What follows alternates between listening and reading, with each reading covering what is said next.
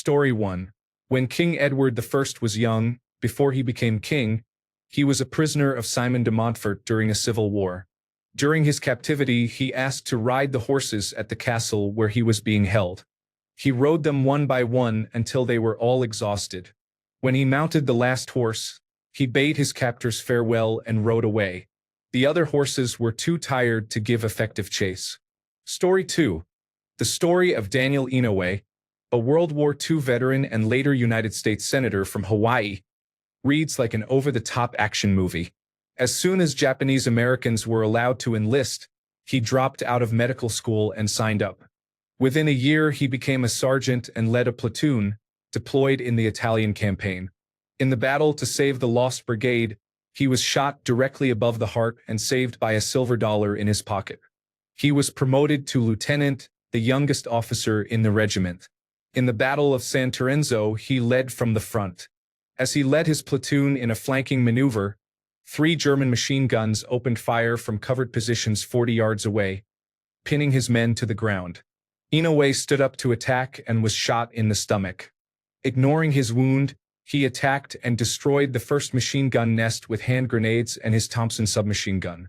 When informed of the severity of his wound, he refused treatment and rallied his men for an attack on the second machine gun position, which he destroyed before collapsing from blood loss. He stood back up. As his squad distracted the third machine gunner, Lieutenant Inouye crawled toward the final bunker, coming within 10 yards. As he raised himself on his left elbow and cocked his right arm to throw his last hand grenade, a German soldier fired a 30mm Skyspitzer anti-personnel rifle grenade from inside the bunker, which struck Inouye directly on his right elbow. The high-explosive grenade failed to detonate, saving him from instant death but amputating most of his right arm at the elbow except for a few tendons and a flap of skin by blunt force trauma.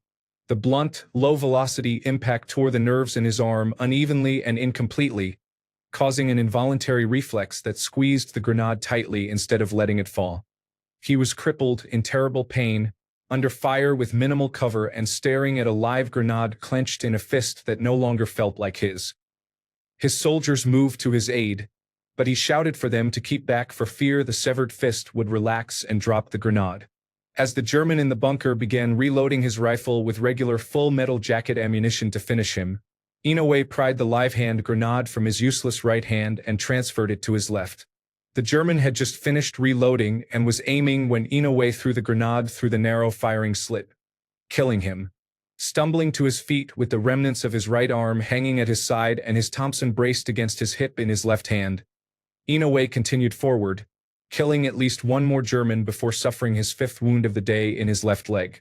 That wound finally halted his assault and sent him unconscious to the bottom of the ridge. He awoke to see the worried men of his platoon hovering over him.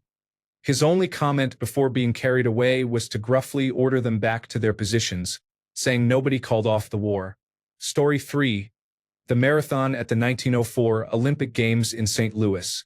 The first-place finisher ran most of the race in a car. He had intended to drop out, returned to the stadium to get a change of clothes, and began jogging when he heard the fanfare. The second-place finisher was carried across the finish line, his legs twitching, by his trainers. His trainers had refused him water and given him a mixture of brandy and rat poison throughout the race. Doping was not illegal yet, so he was awarded the gold when the first runner was revealed. The third finisher was unremarkable. The fourth finisher was a Cuban mailman who had raised funds to attend the Olympic Games by running nonstop around his country. He landed in New Orleans and promptly lost all of his travel money at a riverboat casino. He ran the race in dress shoes and long trousers that a fellow competitor cut off at the knee with a knife. He probably would have finished first or at least second behind the car, if not for the hour-long nap he took on the side of the track after eating rotten apples. The 9th and 12th finishers were from South Africa and ran barefoot. South Africa had not officially sent a delegation. These were students who happened to be in town and thought it sounded fun. The 9th-place runner was chased a mile off course by angry dogs. These were the first Africans to compete in any modern Olympic event. Half the participants had never raced competitively before, and some died. St. Louis had only one water stop on the entire course. This, combined with dusty roads and cars kicking up dust, led to fatalities. Yet the runner who had been given rat poison survived and was awarded the gold. The Russian delegation arrived a week late because they were still using the Julian calendar in 1904. This needs to be a movie. Story 4: Return of Napoleon. An army was sent to intercept him, and they ended up fighting for him. If it were shown in a movie, most people would have considered it cheesy and unrealistic. Story 5. In 496 before Christ, the army of King Gojin of Yu placed 3 ranks of criminals at the front of their battle formation.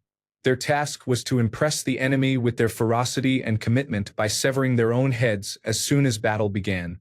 The tactic succeeded.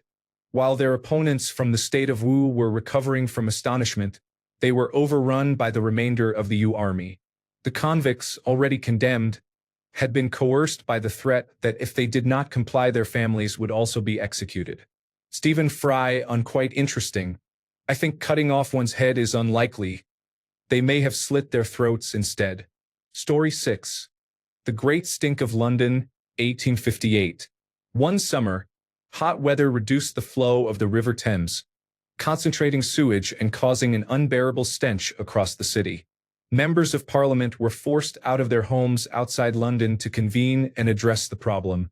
To the citizens' relief, Parliament met in its building on the riverbank, resulting in one of the quickest decisions to reform London's sewer system. Story 7. Vesna Vulovic fell from a height of 10,160 meters and survived. She holds the world record for the highest fall survived without a parachute. Story 8. Simo Häyhä fought during the Winter War. He seemed like a character from a modern first-person shooter. He had 505 confirmed kills. That is the number that can be verified, and it may have been higher. He became known as the White Death because he would wait in the snow for hours and Soviet soldiers would be shot seemingly out of nowhere. His effectiveness was extraordinary. Story 9. The London beer flood of 1814 occurred when a vat of beer at the Moo and Company brewery exploded, triggering a domino effect that caused other vats to burst and a tidal wave of beer to flood a neighborhood, destroying homes and killing 8 people, with dozens more injured. Story 10. The many defenestrations of Prague. Starting a war by throwing diplomats out of a window is almost straight out of the movie 300. Story 11. The town of Rothenburg ob der Tauber in Germany is one of the country's most preserved cities. During the 30 Years' War, the Catholic army planned to destroy the town because the townspeople resisted the church. Count von Tilly intended to destroy it, but as a gesture of peace, the town offered him a large measure of local wine, about 3¼ liters. He declared that if anyone in the town could drink that measure in one go, he would spare the town. One person did, and the army left. Much later, during World War II, when the United States was conducting air raids, someone in the White House asked that the town not be destroyed, and it was largely spared. There was some damage in World War II, but the town was not completely destroyed. It is not one of Germany's oldest cities, but it is among the best preserved. Story 12. Sky Pirates. During World War I, German Zeppelins boarded and searched foreign ships. The boarding party of the L-23 once captured the Norwegian 3-masted cargo schooner Royal by bluffing the crew with a flare gun after they accidentally dropped their machine gun into the sea while lowering themselves from the airship. Story 13. Paddy Roy Bates, the founding king of Sealand, had his country, a small naval platform, invaded and his son Michael taken hostage by Dutch and German mercenaries. They arrived on jet skis, speedboats, and helicopters while he was in England buying groceries. He hired a helicopter, descended by rope with a shotgun, retook Sealand, and took the mercenaries hostage. An official German diplomat was sent to negotiate the release of the ringleader. Story 14. The Japanese kamikaze, meaning divine wind, saved the country from an amphibious invasion by Mongol forces. The Mongols captured a foothold on some outlying Japanese islands and began attacking the mainland. The Japanese army pushed them back, and when they retreated to China, a typhoon ravaged their fleet and sank many ships. 7 years later, the Mongols attempted a second invasion, but the Japanese had fortified the coast. After months of sailing and searching for a landing site, another typhoon struck and destroyed their fleet. There was no third invasion. Story 15. A man in Australia released about a dozen rabbits into his backyard to hunt them. Rabbits are not native to Australia, and they have since multiplied and become widespread. Story 16. Jack was a baboon employed to change rail signals. After initial skepticism, the railway officially employed him once his competence was verified. He was paid 20 cents a day and a half bottle of beer each week. In his 9 years with the railway, Jack never made a mistake. Story 17. The owner and bartender of a bar once tried to take out an insurance policy on one of their alcoholic customers with a friend to make fast cash. They opened his tab, hoping he would drink himself to death. When that did not work, they began spiking his unlimited drinks with antifreeze. That failed, so they pumped carbon monoxide into his apartment one night. He still did not die. They then beat him savagely and put him in the back of their car to bury him in a rural area. Halfway there, they heard noises coming from the trunk. He had not died. When they stopped and pulled him out, he began walking away under his own power. It took 3 strikes by a car to finally kill him. That man may be the closest thing we have ever had to a superhero. Update. Since posting, I have learned that his name was Michael Malloy. Story 18. A fire in Dublin, Ireland, on June 18, 1875, spread to a malt house. The heat burst alcohol barrels, flooding the streets with whiskey. Many residents drank the burning whiskey flowing through the streets, which was mixed with litter and debris and was on fire. 13 people died not from the fire or smoke, but from alcohol poisoning after drinking the street whiskey. Story 19. Serial killer Carl Panzram broke into the home of former President William H. Taft and stole jewelry, bonds, and a gun. With the money he obtained from the jewelry and bonds, he bought a yacht and used the gun to kill several sailors. Story 20. In the 1800s, there were street vendors in Egypt who sold ancient Egyptian mummies. They lined them up on a street corner and sold them like umbrellas on a rainy day. English tourists bought them to display as oddities. Story 21. After Napoleon's exile in 1814, he traveled around France, rallied the armies that had been sent to kill him, and waged war on the rest of Europe, all within 100 days. Story 22. The Taiping Rebellion. A war started by a Chinese peasant who believed he was Jesus's younger brother. Despite being poor, his first act was to have a giant demon-slaying sword forged. He took over a city and demanded that the British pay him tribute as the leader of his faith. He engaged in total war with the Qing dynasty and implemented pseudo-communist policies, such as abolishing private property. He enforced strict gender segregation and sent women to the front lines. Over 20 million people died, with some estimates as high as 40 million. It was the 4th deadliest conflict in human history, killed more people than World War I. Only World War II, the transition of the Ming dynasty, and the Qing conquest of the Ming were deadlier. Story 23. During the First World War, navies from different countries hired artists to paint dazzle camouflage patterns on their ships to confuse enemy submarines. Story 24. Ted Bundy escaped from custody twice.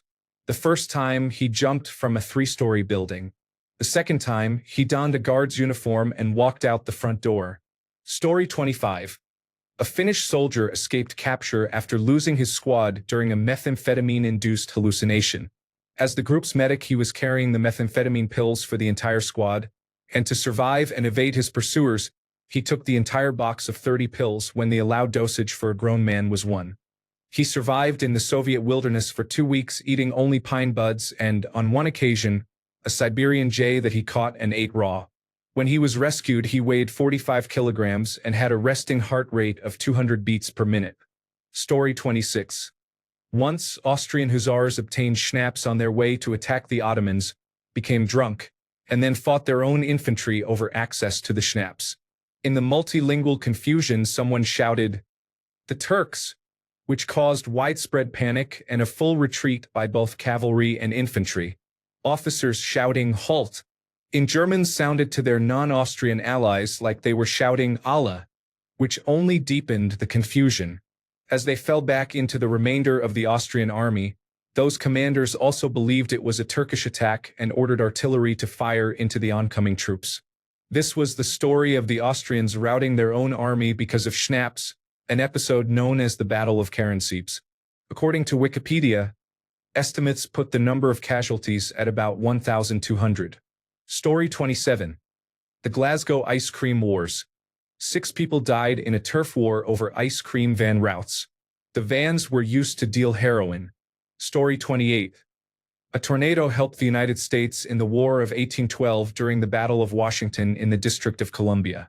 A freak patch of dense fog saved the American colonies during the Revolutionary War. Story 29. The rise and fall of Alexander the Great. He never lost a battle, conquered the entire known world, and stopped only because his soldiers were exhausted. Story 30. The story of the Great Boston Molasses Flood sounds like it belongs in a scene from a bad Adam Sandler movie. Story 31. A Chinese emperor once ran in circles around a pillar to escape an assassin. He survived. Story 32.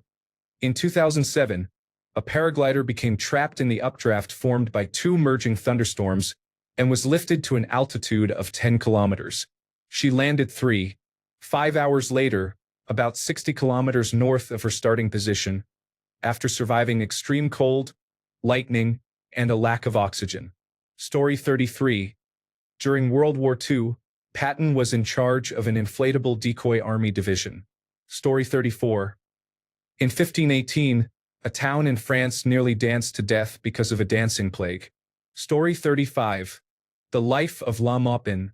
She earned her living through singing and dueling demonstrations, usually dressed as a man, a fashion she kept for the rest of her life. She was already so skilled with the sword that she quickly surpassed her new lover. Audiences sometimes would not believe she was actually a woman. When one drunken onlooker proclaimed loudly that she was a man, she tore off her shirt, providing him ample evidence to the contrary. The heckler had no comeback. If La Maupin had one overriding flaw, it was an allergy to boredom. She soon dumped the wandering swordsman, pronounced herself tired of men in general, and seduced a local merchant's daughter. The merchant, desperate to separate the two, sent his daughter to a convent, but La Maupin found a loophole. She joined the convent herself and started a relationship with her lover in the house of God. Shortly into their convent stay, an elderly nun died from unrelated causes, and La Maupin reacted by disinterring the body, putting it in her lover's room, and setting the whole convent on fire.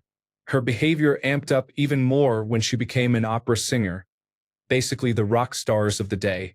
In true theater fashion, she alternately had sexual and violent encounters with her stage contemporaries, and audiences loved her for it. 3 stories of her time in Paris. 1. Another opera singer named Duminil began speaking ill of a number of women, including La Maupin. She ambushed him, put a sword in his face, and demanded a duel.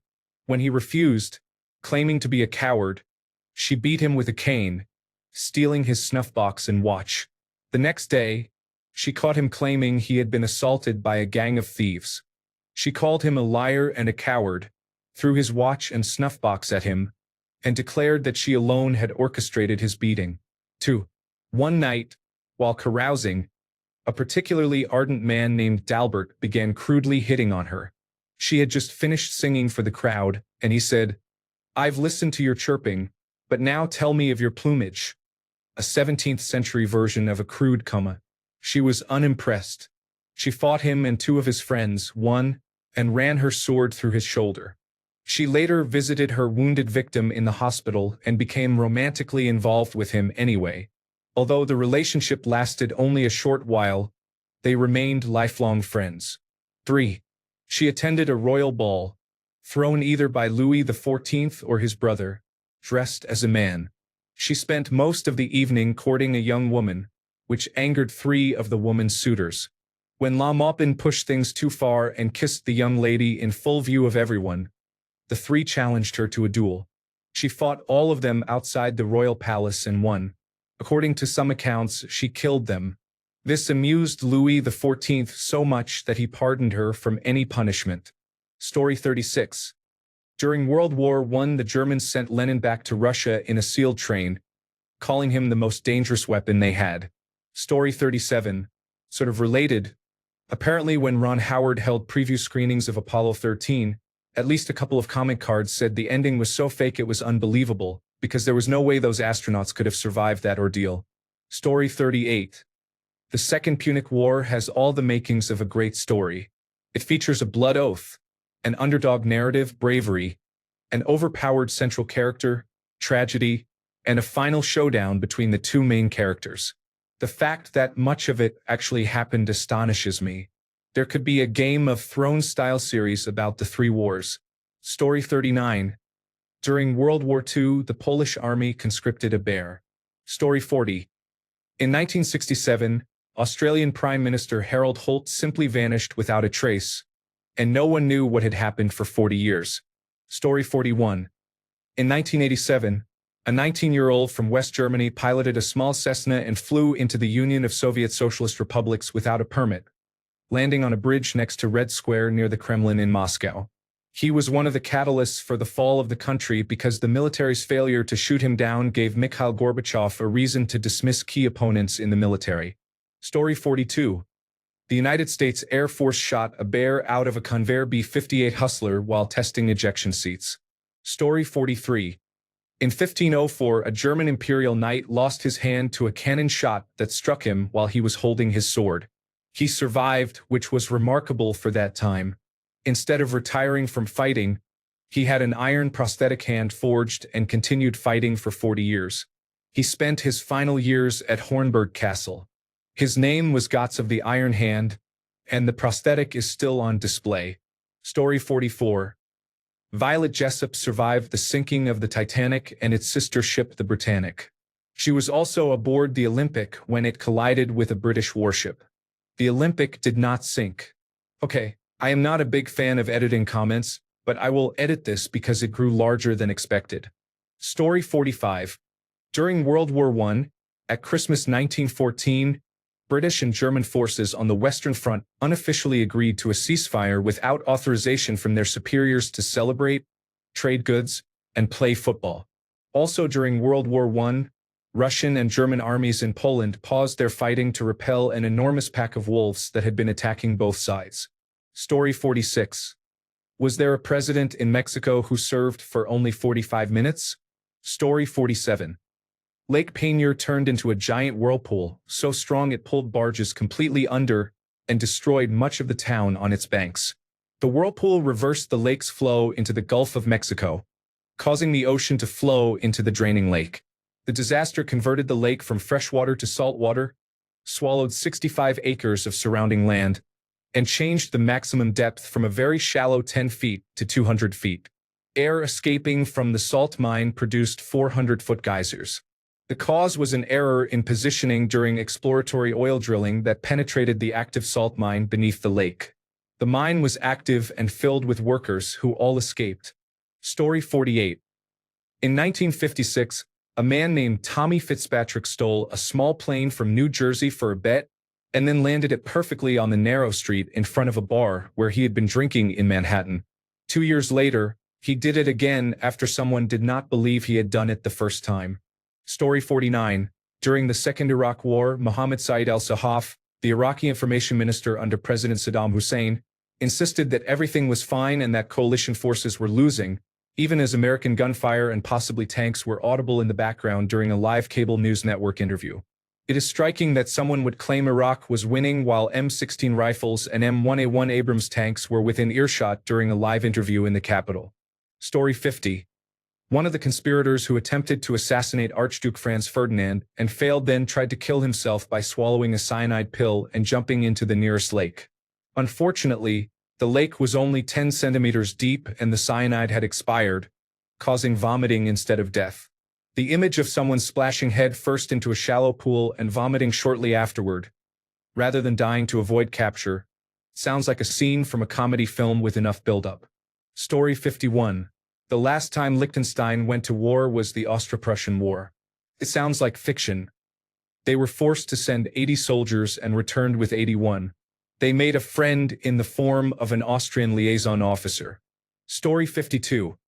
A United States pilot jumped from his plane and, while parachuting, used his sidearm to kill a Japanese pilot who was flying past him.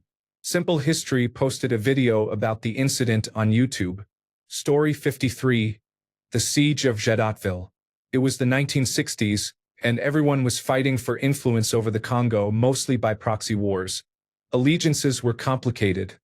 Factions switched sides frequently. France even supported two different sides at one point. The Congo had large uranium deposits, and that made it a mess. Who was supposed to clean up the mess? The United Nations, of course. United Nations peacekeepers were sent, largely unprepared. Some of the soldiers sent were Irish.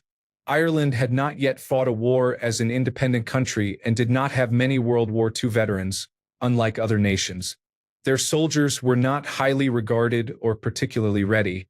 155 Irish soldiers were sent to protect an area in the Congo. They were equipped with rifles, machine guns, and some light mortars. They were not supposed to engage in major combat, but their commander had them dig defensive positions around the perimeter. Previous United Nations troops had not, but it was better to be cautious. Then mercenaries from one of the rival Congolese states, Katanga, attacked. Many were French and Belgian World War II veterans turned mercenaries, and they were supported by a substantial number of local troops. There were about 4,000 attackers in total. They attacked while the Irish were at Sunday Mass, but that assault was driven off, as were subsequent attacks. Despite superior numbers, heavy mortars, aircraft, and greater combat experience, the attackers could not defeat the Irish defenders. A jet fighter sent to dislodge the European soldiers was met with a hail of machine gun fire when it came too close. Katangi's forces used underhanded tactics, such as a false white flag ostensibly for collecting the dead. No one can survive a siege forever. The Irish were surrounded and cut off. Reinforcements and resupply could not reach them. The whole situation had become an international crisis. The United Nations Secretary-General was likely shot down while flying to the Congo to try to resolve the situation. Other United Nations troops had resorted to World War II-style tactics that some observers considered too harsh for the circumstances. The Irish had lost much of their ammunition when the shed storing it exploded during bombardment. During the final attack, they set traps and allowed the enemy to approach before detonating them because they lacked the firepower to stop the attackers otherwise. Their commander was then shot by a sniper, but the wound was not fatal. They were nevertheless out of options. No rifle ammunition, no mortars, no grenades. The men reached what they saw as an obvious conclusion. They would have to rely on bayonets and knives next. Their commander refused. He would not have his men die in an inevitable defeat. They surrendered. The surrender complicated the international situation, creating prisoners to care for and the embarrassment of the United Nations defeat. But every single Irish soldier survived. They probably inflicted hundreds of enemy casualties, and they only surrendered because they ran out of ammunition. Story 54. The story of Desmond Doss during World War II inspired the film Hacksaw Ridge. He performed extraordinary feats, such as dodging sniper fire, and rescued so many people that filmmakers could not include all of them in the movie because they seemed too unbelievable to audiences. Story 55. Fort Blunder was a United States ammunition battery that was accidentally built in Canada. Story 56. Basically anything related to Andrew Jackson. Examples include that he beat a would-be assassin with a cane after a failed attempt, survived a duel when a bullet just missed his heart, and took it like a bee sting. Story 57. In December 1944, some American troops were surrounded by 6 German battalions. When German officers came to accept their surrender, the commander had them type a written reply, "Nuts." Story 58. Hannibal Barca of Carthage, in what is now Tunisia, took an entire army, including 37 African war elephants, across the Mediterranean Sea, fought and won a battle in Spain, and then marched over the Alps to fight the Romans. These events occurred from 219 to 217 before Christ. Story 59. The Persian leader Cambyses II used cats to defeat an Egyptian army. He had his soldiers paint cats on their shields and brought hundreds of cats and other animals that the Egyptians held sacred to the front lines. The Egyptians refused to fight the cat army and were easily defeated. Story 60. To combat an invasive species and address a food shortage, a bill was proposed in Louisiana to introduce hippos for farming in the swamps. The idea was to turn otherwise unfarmable land into food production, and the fact that the hippos would have eaten water hyacinth, which is still an issue today, was an added bonus. The most amusing part is the series of alternate history books by Sarah Gailey, River of Teeth, which explores what could have happened if the bill had been enacted. Story 61. The destroyer United States ship William D. Porter was assigned to an escort mission during World War II to take President Franklin D. Roosevelt to French North Africa for a meeting with Prime Minister Winston Churchill and Joseph Stalin. The crew proved inept. Upon leaving Norfolk to join the task force, they forgot to raise their anchor and hooked the ship alongside, shearing off gear, lifeboats, and railing. Once in formation in the Atlantic, President Franklin D. Roosevelt aboard the United States ship Iowa requested a demonstration of how the task force would respond to a German submarine attack. The exercise began with depth charge drills. One depth charge was left unsecured and armed on the deck, rolled off and exploded, throwing the task force into panic.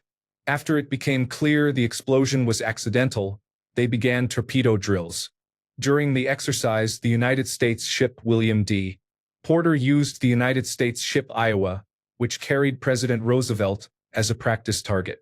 The Porter mistakenly fired a live torpedo at the Iowa. Under strict orders to maintain radio silence, the William D. Porter sent a signalman to the bridge to communicate with a signal lamp using Morse code that a live torpedo was approaching the Iowa. He accidentally signaled that the torpedo was headed in the opposite direction. When he tried to correct the message, he instead reported that the William D. Porter was now going full steam astern. With time critical, the William D. Porter broke radio silence and informed the Iowa of the incoming torpedo.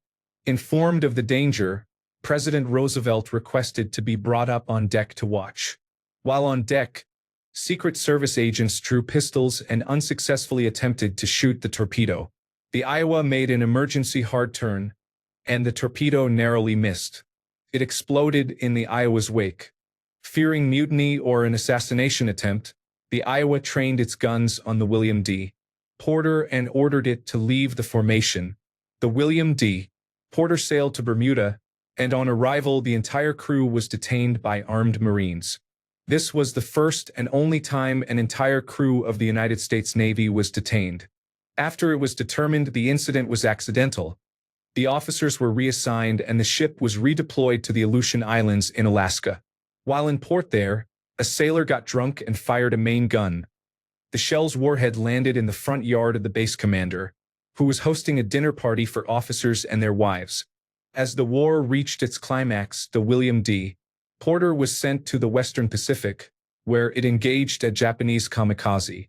The plane struck the water at high speed, passed beneath the ship, and exploded. No sailors were killed. All of this was declassified in 1958. For the remainder of its service in the United States Navy, other ships would hail the William D. Porter with the message, "Do not shoot, we are Republican." Summary: the United States Navy destroyer damaged another ship with its anchor, let a live depth charge roll off and explode, nearly killed President Franklin D.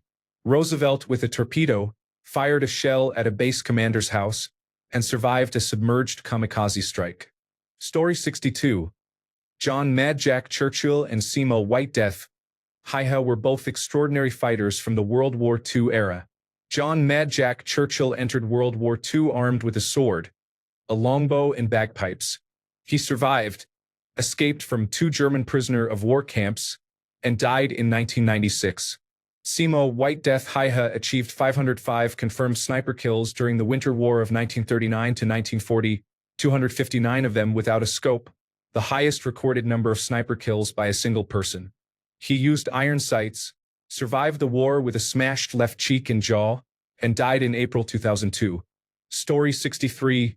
Massive Nazi rally involving United States and German supporters in New York City at Madison Square Garden just before World War II. Story 64. Astronomer here. You know Schrödinger, famous for Schrödinger's cat? He is so well known for the Schrödinger equation in quantum mechanics that it is on his grave. However, it turns out he actually discovered it on vacation with his mistress. She was one of many. For example, he had a mistress who was the wife of his assistant, and the assistant was apparently okay with her moving in with the Schrödingers. Later, the mistress received a visa along with the wife when Schrödinger moved to Dublin, where he fathered at least 2 other children with 2 different women. Anyway, on figuring out the wave equation, I will quote Leon Letterman's The God Particle. Leaving his wife at home, Schrödinger booked a villa in the Swiss Alps for 2.5 weeks, taking his notebooks, 2 pearls, and an old Viennese girlfriend. Schrödinger's self-appointed mission was to save the patched-up, creaky quantum theory of the time. The Viennese-born physicist placed a pearl in each ear to screen out distracting noises. Then he placed the girlfriend in bed for inspiration. Schrödinger had his work cut out for him. He had to create a new theory and keep the lady happy. Fortunately, he was up to the task. Don't become a physicist unless you are prepared for such demands. It was a different time. Story 65. Smedley Butler alleged a plot to overthrow Franklin D. Roosevelt and create a fascist dictatorship run by veterans.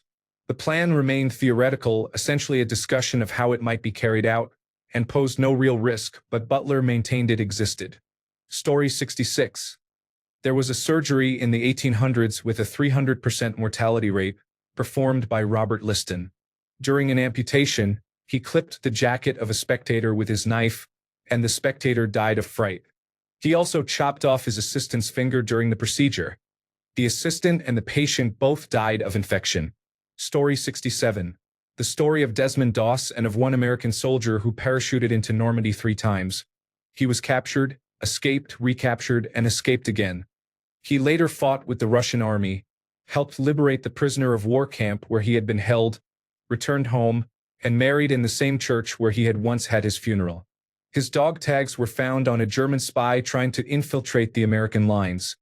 The spy was captured, so they assumed the soldier was dead. Story 68. Seiner Majestat Schiff Cap Trafalgar, meaning His Majesty's Ship Cap Trafalgar, was a German ocean liner converted into a warship during World War I. It disguised itself as the Royal Mail ship Carmania, a British ocean liner, to ambush enemy vessels. In the South Atlantic it fought the Carmania, which the British had also converted into a warship. Cap Trafalgar was eventually sunk in what was the world's first naval battle between ocean liners. Story 69. The Greek playwright Aeschylus died when an eagle dropped a tortoise on his bald head, mistaking it for a stone. Story 70. This is the story of Ron Stallworth. As an African American, he infiltrated the Ku Klux Klan and caused the downfall of an entire Ku Klux Klan chapter. The movie Black KK Klansman, based on Stallworth, simplified some events to seem more realistic. Story 71. In Hungary, there was a king who did not speak Hungarian and approved everything the aristocracy told him because he could not understand them. Story 72. The story of Mad Jack. He was the man who stormed the beaches of Normandy with a sword and a bow. His story did not end with World War II. He survived the war and went on to lead an extraordinary life. He was a fearless and formidable figure. Story 73.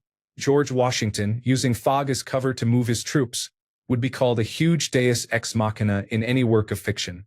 That sounds like pure luck that it is unreal. Story 74. One of the original plans to defeat Japan involved the United States releasing large numbers of bats with incendiary devices attached. The bats would roost in buildings and be detonated remotely to destroy infrastructure. The plan received funding and underwent tests. A few tests misfired, damaging military and nearby town buildings. Planners believed the method might have caused similar or greater widespread damage to Japan while causing fewer civilian deaths and less long-term radioactive contamination than nuclear weapons. The program was abandoned in favor of the nuclear bomb. Story 75. George R. Martin has stated that Game of Thrones is inspired by the Wars of the Roses, and it shows. Within 32 years, England had 6 kings, 7 claimants, multiple rebellions, and constant shifts of loyalty. It was a pileup of political gambits and chaos. Here is a quick teaser, not even close to fully describing the insanity that went on. Henry VI of the House of Lancaster is king. Edward IV of the House of York seizes the throne. Henry VI is briefly restored. Then Edward IV returns and defeats him. Edward IV dies and is succeeded by his son Edward V. Edward V is deposed by his uncle Richard III of the House of York. Rebellions follow because Richard III was widely regarded as illegitimate and suspected of foul play. Henry Tudor, a Lancastrian claimant, returns and defeats Richard III and becomes Henry VII. Henry VII solidifies his position by marrying Elizabeth of York, beginning the Tudor dynasty. Another rebellion erupts when a claimant alleges he is the younger brother of Edward V. Thanks a bunch for sticking around till the end of the video. Remember to subscribe, and until next time, stay awesome and goodbye.